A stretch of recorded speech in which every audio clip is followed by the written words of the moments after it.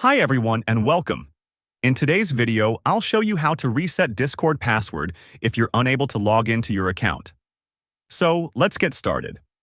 First, open the Discord app on your mobile device and tap on Login to go to the sign-in screen. Now enter the email address or phone number linked to your Discord account.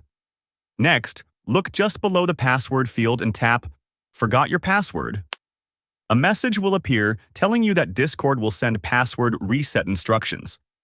Tap OK to continue. Discord will now send a password reset email to your registered email address. And find the message from Discord. Open it and tap on the Reset Password button. You'll be taken to a page where you can create a new password. Type a strong password that you can remember and keep it secure. Then tap Change Password. After that, tap Continue to Discord. Your password has now been successfully updated. Now simply log into Discord using your new password.